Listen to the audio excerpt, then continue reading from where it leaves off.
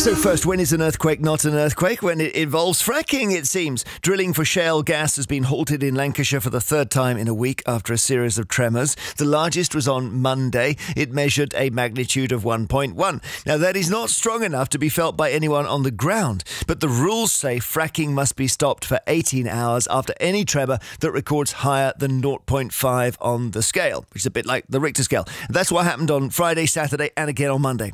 If you were listening to the news, you might have been surprised to hear it being reported again and again. Fracking is due to resume in Lancashire later today after it was suspended because of a small earthquake. There's been another mini-earthquake at the site in Lancashire where the energy firm Cuadrilla resumed fracking this morning. Work's again been suspended at the UK's only active fracking site after a 1.1 magnitude earthquake. It's the latest in a series of small tremors near Blackpool. The energy firm Cuadrilla insists its work is safe. So, mini-earthquake that you couldn't feel on the ground. What do we make of that? Fracking in the UK only began a few weeks ago, having been delayed for years by legal challenges. And only one site is currently active at Preston New Road near Blackpool, where Cuadrilla have begun drilling 2 horizontal wells to see if the gas flow is commercially viable. Shale gas extraction is well established across the Atlantic, where it is credited with having reduced American reliance on foreign energy exports. So you'd think we might all be gung-ho, but campaigners say that the earthquakes in Lancashire prove their point. Drilling our bedrock for gas is dangerous and unnecessary. We'd love your views on this. Let's talk first to Stephen Hicks, seismologist at Southampton University. Good afternoon. Good afternoon, Jeremy. So when I heard those bulletins, I thought that sounds like the classic earthquake where the ground shakes, buildings wobble, and maybe there's even a crevasse that somebody falls into. But it's nothing like that at all, is it? So the effects of these earthquakes in Lancashire are completely, on a different scale to what we might see around the world. So these earthquakes are, hundreds to thousands of times less energetic than earthquakes we would see causing damage to buildings around the world. So if you were walking above the place that was quaking, would you feel anything? So in the UK, we typically assume that for an earthquake to be felt, it has to be between magnitude, let's say 2 and 3, to be able to be felt by a good number of people. Some people might be able to feel it at magnitude between 1 and 2, but you would have to be directly on top of the epicenter, and you would have to be, you'd have to be sitting down or lying down. If you're up walking around, you might not be able to feel it that weak. So what is actually happening below ground if nothing is... No tremors are rising? What's going on? So we've had about 30 seismic events recorded by the British Geological Survey since the hydraulic fracturing has started in Lancashire. And I think the vast majority of these earthquakes have a magnitude of less than 0.5. And what that's resulting from is when you inject fluids into the ground at very high pressures and high volumes, you cause little fractures to form. And that's the whole process of hydraulic fracturing. It's to cause fractures to allow the gas to flow out. And when you open these fractures, you're basically sliding 2 bits of rock against each other at quite a large depth of about 2 to 3 kilometers. And what that does is it releases seismic energy or vibrations through the ground that we record on the surface as an earthquake. We see similar types of wave that we would see like a natural earthquake, but they're just many orders of magnitude smaller. I see. So it's possible that even the act of fracking is qualifying somehow as an earthquake, because you're blasting 2 bits of rock, and somewhere someone with a seismometer says, "Oh, there's one right there, 1.1." Yeah, to me, it's a similar source. The source physics are the same as a natural earthquake, just a whole lot smaller. And I think the very nature that we're recording some of these earthquakes, 30 so far, the majority of those, we wouldn't know if they had happened, if they had occurred anywhere else around the UK.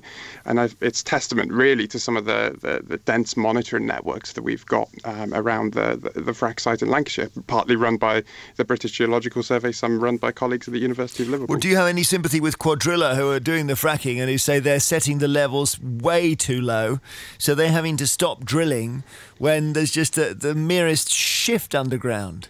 So I think the current red limit set by the Oil and Gas Authority of a magnitude 0.5 is certainly a good place to start. It's conservative. And what that ensures really is you're not triggering larger or similar sized events down the line, sort of hours after you've injected. And so what that does is it prevents really does reduce the risk of any earthquakes being felt at the surface. But it's terrible for the drillers, isn't it? Because they had to keep stopping. Well, I would imagine that if you're pausing, several times for 18 hours at a time, it's not particularly cheap to have all that equipment and staff on site to be able to, run that constantly. Yeah. So is this the end of fracking? If we're going to set it that low, we end up with a situation where you simply can't do it. I don't know. That's a question, I guess, for the regulators and the drill and operator Cuadrilla. They know how much fluid they're injecting and at what rates and what kind of gas they would expect to get out. And what can you get away with? What size of maximum size of earthquake can you cause? Well, how about a 2? Anything below 2, not bothered. Well, we know that there was a magnitude 2.3 in 2011, which was felt by a number of people across the area. And you felt one that was a 4.6, I gather. I felt one in there was a 4.6 down in, I was in Bristol, and it was an earthquake in Cardiff. And, we get that size of earthquake maybe once every few years. Was that Frack related, that one? No, it wasn't. That was a natural earthquake caused by, old tectonic faults in the UK, which we have many of. Is it the Mayor of Manchester I just quoted saying the Earth is telling us something, we've got to stop fracking? Do you think he's right? So I think the Earth is not responding in that way. It's the vast majority of those small earthquakes are as a direct result of the hydraulic fracturing process. If we start getting magnitude 1.5, maybe 2 and greater, then that might appear that the activities are triggering a larger part of a natural pre-existing fault to rupture, which that should be mitigated against. Thank you very much, Stephen Hicks, seismologist at Southampton University. Might have put your mind at rest, might not. Roger Helmer joins us, former UKIP and Conservative MEP for the East Midlands, who's wants us to get on with fracking, basically. Tina Rotheray lives 15 minutes from the site and has been campaigning against it for 7 years. Tina, we'll start with you. Obviously, you haven't felt these latest so-called earthquakes, but you're more concerned than ever, I gather. Yes, very. The fact that they're not felt is really not the issue with these tremors, because although they won't impact infrastructure on ground or our bodies, what's happening at that depth will have an impact on the infrastructure that's down there, which is the borehole itself and the well. And as happened in 2011 at Priest Hall, when they caused 50 seismic events and 2 felt earthquakes, those overlies the well and caused a passageway to form, which could allow the gases to seep up to reach groundwater aquifers and eventually to reach the surface. Okay, so Roger Helmer, how can you still be in favour of this? Well, we're just seeing this entirely out of proportion. And in fact, your previous interviewee, Stephen Hicks, I think had it right. Natural seismic activity is hundreds or thousands of times greater.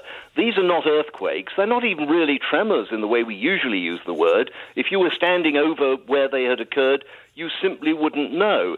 The problem is we've now got instrumentation which is so sensitive it would pick up a badger burping in a burrow. Any activity. And it's not just fracking, of course.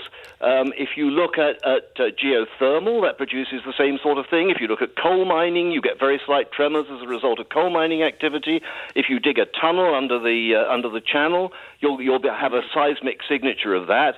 These are very small amounts, and they are much less than what occurs naturally. Last month, there was a magnitude... The thing to consider is they would not have got this planning permission through without this traffic light system, and now they are attempting to move the goalpost. It was very clear that fracking will produce a seismic signature of below 0.5. Therefore, if it reaches 0.5, it is beyond what is created by the fracking itself, and it is now extending. Now, some of these... that really is nonsense. If you look at Switzerland... No, it's not. Hang on, Tina. If you look at Switzerland, they have a corresponding red light limit of 2.9, and it's a logarithmic scale, so 2.9 is vastly greater than 0.5. And the Swiss are very careful about these things. And as I say, you get similar effects from virtually any energy technology you choose to think about. And the level was set here particular to this place, not Switzerland. It is heavily faulted. And as you just had with the seismologist, he said we are very faulted. There are numerous earthquakes. Yes. And that is why we should be wary of adding to that and causing the risk of those tremors, causing fractures that then lead to other actions. What would you, Roger, what would you call them if not earthquakes or tremors? Because certainly some of the earthquake stories now seem to have been a bit misleading. Well, indeed, and the media are constantly using this term earthquake. Now, in terms of what ordinary people think of as an earthquake, I think of an earthquake, I've been in earthquakes, you see walls shaking, pictures falling off walls, that sort of thing. That's an earthquake. A tremor is, at least in my mind, is something that if you were standing on the surface right above it, you would have some idea that it had happened. These are very, very minor seismic events, much lower than natural ones. And it's no good for Tina to say... Do you think it has any impact on the world, though, Roger? It's no good for Tina to say it's heavily faulted. Fortunately, in Britain, we live in a place where we don't typically get very large earthquakes, and an earthquake is a fairly rare event. Go on, let Tina ask her question. Yep. Do you feel that there is any risk to the infrastructure that is directly where the seismic event occurred? And the water, therefore. Do you think there could be any risk to the integrity Roger. of that well? What do you mean by infrastructure? You referred to infrastructure a mile deep. Well, there is no infrastructure a mile deep, of course. No, there is no likelihood of damage on the surface to infrastructure on the surface. No. She's not asking that, Roger. She's saying somewhere below ground, a water table gets disrupted, chemicals go in, and we all get poisoned. That's her worry. Well, we've been fracking in Britain, actually, for a long time, but we've also been fracking widely in America for a long period of time. Of course, there are a few minor incidents, but if you look at any energy technology, you look at oil and gas, you look at coal mining, there are accidents of one sort and another. The important thing about shale gas is it is far safer and cleaner than most other energy technologies. Thank you. And certainly much safer and cleaner than, for example, coal mining.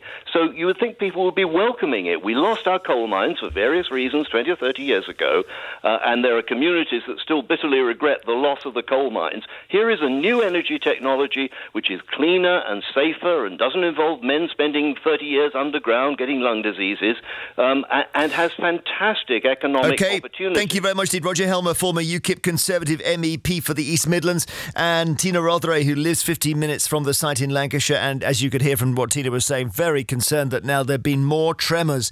What do you think, though? Is not an earthquake in our normal understanding of one. So should we just say, look, this isn't really a biggie at all? I always say what I'm feeling. I was born without a zip. Nicky Prince in Caston, Norfolk, says, my husband and I disagree on this. He thinks fracking is fine, but I'm worried about earthquakes. I think we should investigate this more before we continue. Nature has got a habit of biting you on the bum. Can we say bum? Billy Redcliffe in Newcastle says it's a non-argument. People are just using the earthquakes as an excuse to stop fracking. It's got to happen, fracking. It goes on in America. It's a decent system that works. And maybe the Americans are sort of testing it, piloting it for us, so we can see what happens to them first. But for some people, it's just too much. Gazer Frackman in Leyland, Lancashire. You had Hello. Hello. Your name is Frackman, and you had a problem with fracking.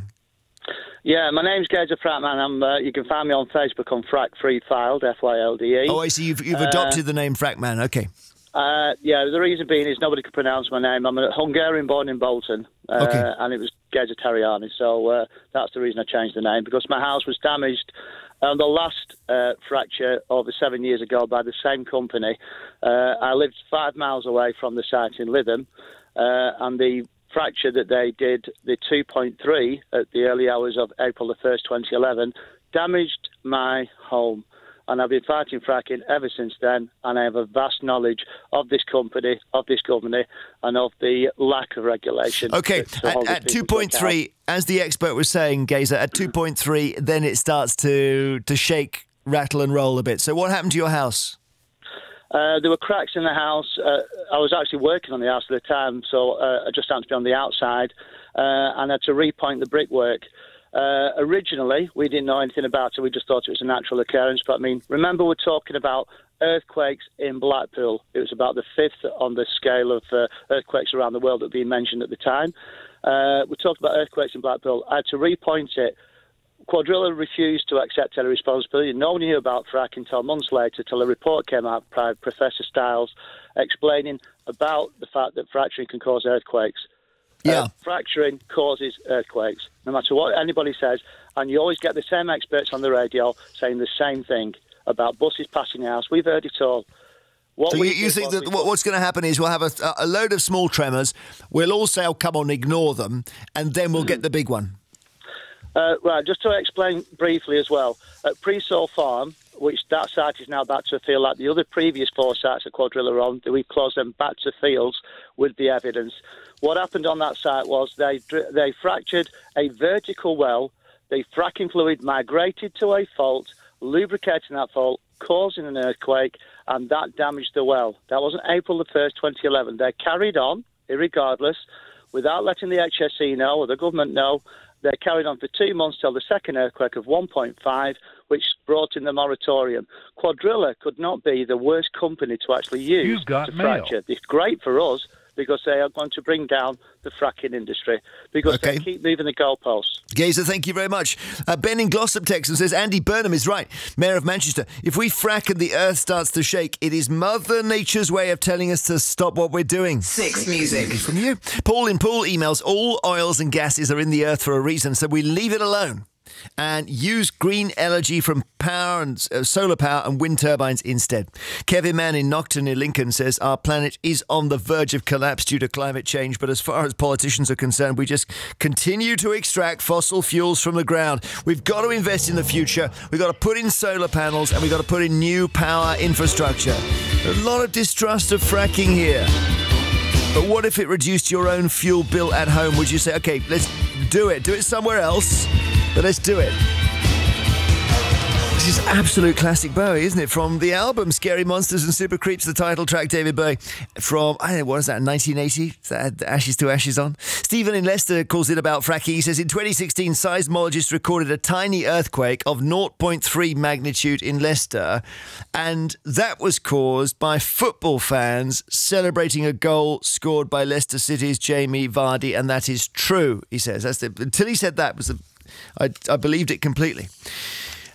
Somebody else actually, just looking on my Twitter here, saying that we've got, here we are, this is Kat, says, Neil, the trucks whizzing past our house to deliver stock to the supermarkets shake it far more than the fracking tremors. Nick Mackin is in Blackpool. He says, we need the resources. We should be encouraging Cuadrilla, not constantly berating them. People need to accept if we break rocks, there are going to be vibrations. BBC Radio 2 is in concert.